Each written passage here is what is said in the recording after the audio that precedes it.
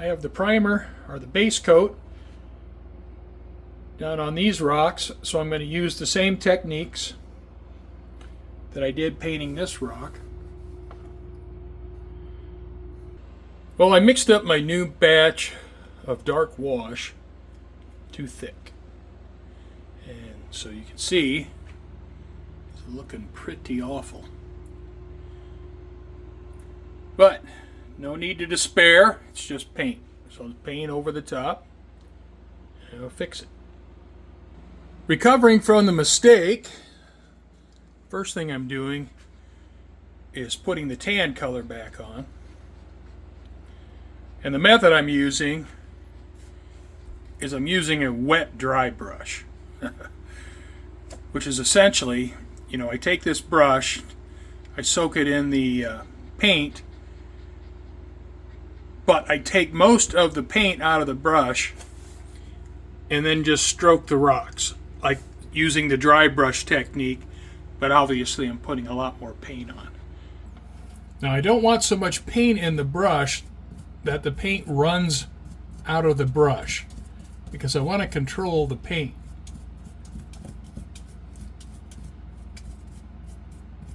But I'll just give these rocks several coats of paint.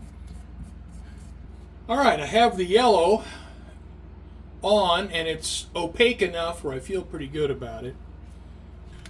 Alright, I've mixed up this brown to match this dirt. It's not an exact match, it's pretty close. I have the dark red on the bottom of my rock casting, and I think that looks pretty good. I'm probably going to give it a second coat. I'm going to give this an hour or so to dry. Now I'm going to want to add my lighter shade of red. There is some banding where the stratification of the layers has different colors, so I'm going to want to try to do some of that.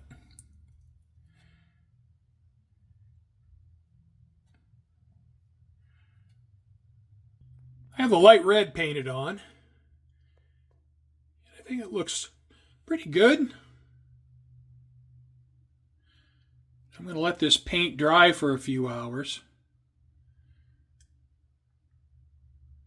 I'm happy with how this rock came out. Now I used the same technique I used on this one, where I got the two main colors painted. Then I went ahead and added the wash and the cracks. I was much more careful than I was with this down here, but it's a different rock.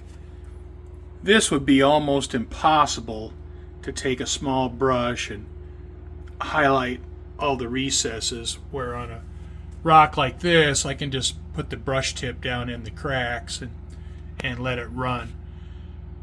And then I just touch up the edges where I need to. And I think this one turned out all right. So both of these are now ready for a dry brush.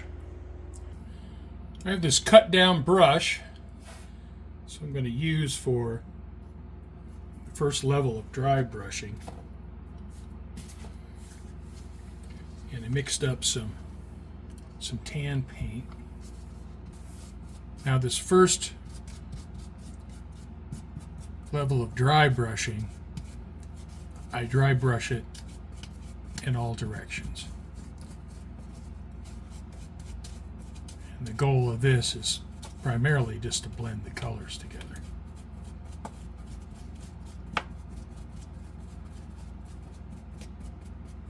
You can see where the edges of the rocks pick up some of this tan paint. Alright, time for the white highlights. And actually what I decided to do is I have the white and I added a drop of brown just to take the edge off just a little bit. So I don't want it to look like snow. And if you overdo it, it ends up looking like snow. And this paint is not thinned. And when painting the rocks, I thin the paint quite a bit. Now, this paint is not thinned. I'm using this brush. And when I first start applying this white, there's quite a bit of paint in the brush, so I got to give it some really light strokes.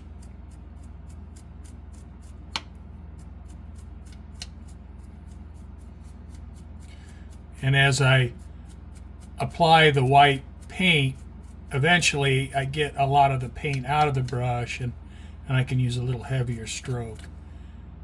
And with this white, you have to apply it in a downward direction because it simulates, the whole purpose is to simulate light. I have the white dry brushing done now on my rocks.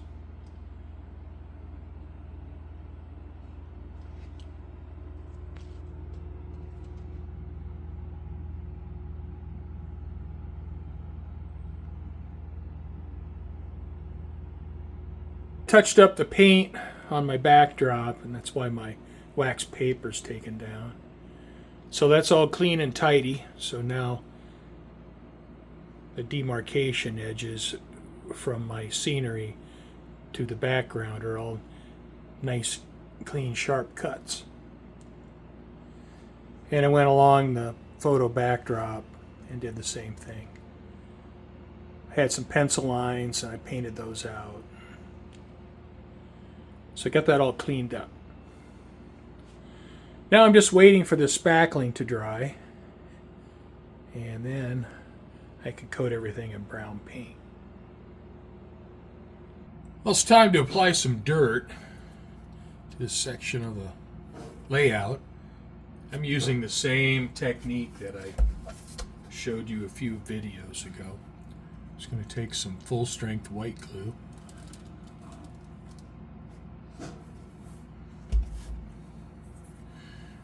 Spread it out.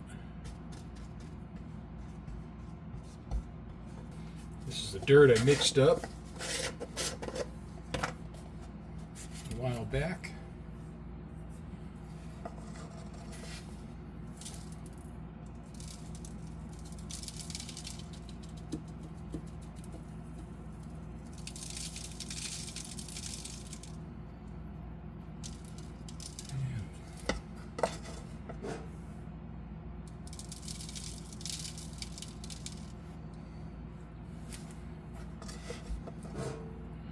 I don't need to be as careful as applying ballast, but I don't want to just dump tons of it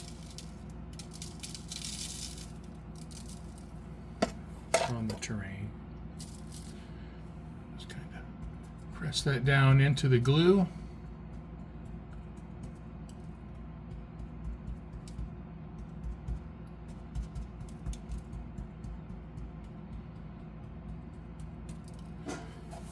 Spots like where here where the glue comes back through, I'll just apply just a little bit more dirt.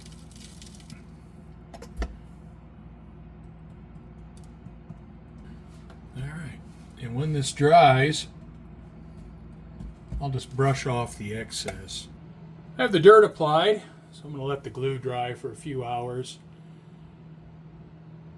Taking some rocks from my yard here, and I've mixed up a slurry of dirt and glue, white glue,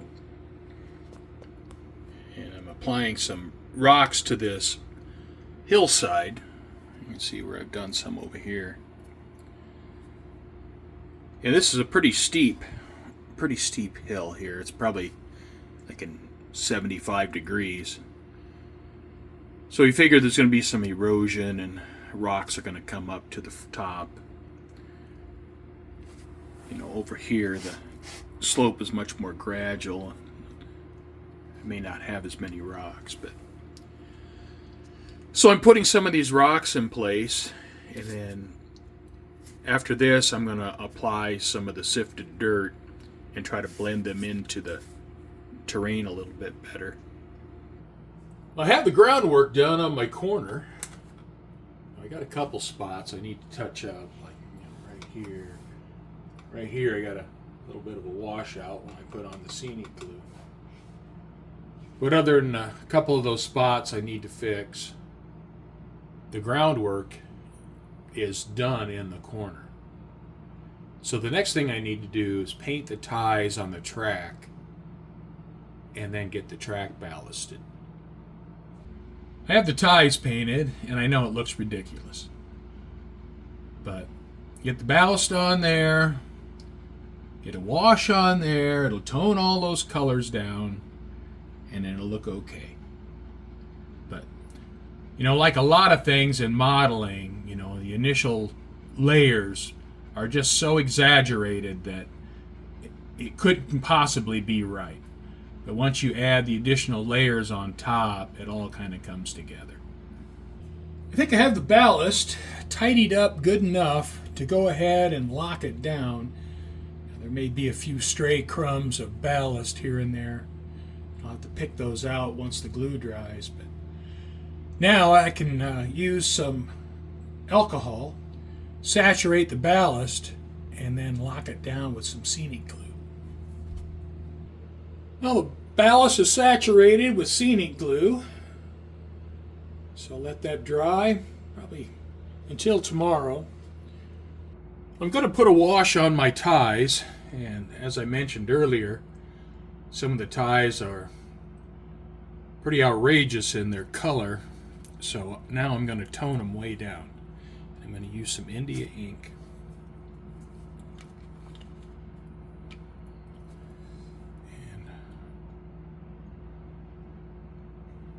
Drops in some water. Take my brush. Give it a little bit of a test here. See how translucent it is. And I think that looks pretty good, so I'm going to give that a try. I have the India ink wash on the ties. So now what I'm going to do is I'm going to take this bright rust, make a thin wash, and highlight the spike detail on the track. After using this, I'm going to go back over it with a darker wash and do the same thing. Alright, I have this bright orange paint, this bright rust, thinned down pretty well. Just want to get in here and highlight this spike detail.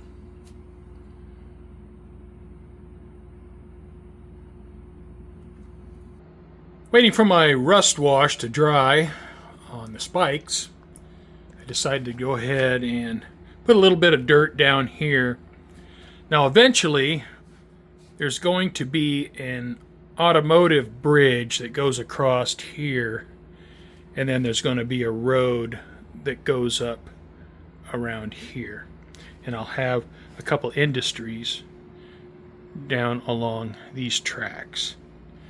I think I'm pretty safe though in putting some dirt right down in here, so I shouldn't interfere with the roadway, and while I'm here, well, I might as well do it. Well, I'm satisfied with my spike detail. I put the rust washes on the spikes, try to make those pop out a little bit more and add a little bit more detail to the track. And I'm pretty content with the track and how it looks. I'll tone down those colors a little bit more when I add the ballast wash. These are my two ballast washes. The matte medium in these washes will settle to the bottom of the bottle, so they require a good shake before use.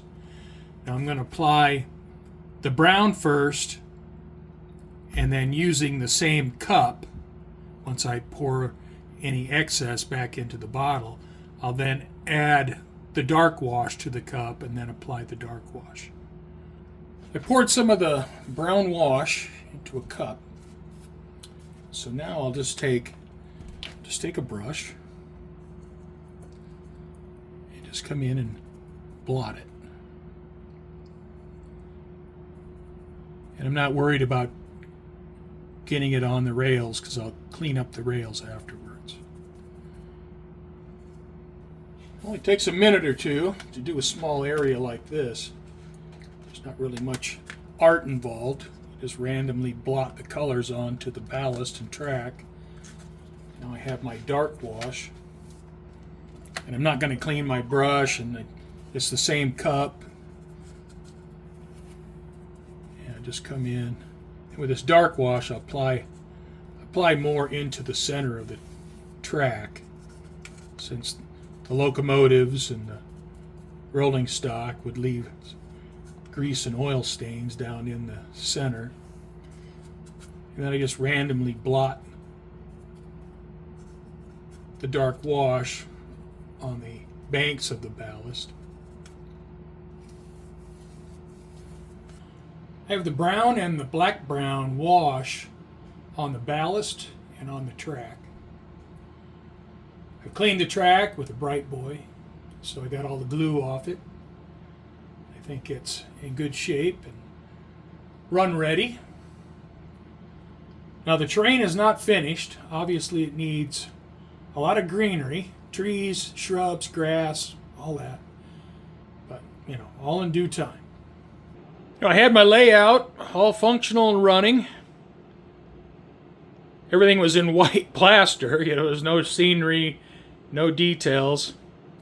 And now I got it all torn up. I got my bridges out, got all this stuff on my island, and but I'm making a little bit of progress with the scenery, and that just kind of goes with it. So thank you for watching, and trying to move forward and get some scenery done. And I appreciate you watching, and I hope you come back.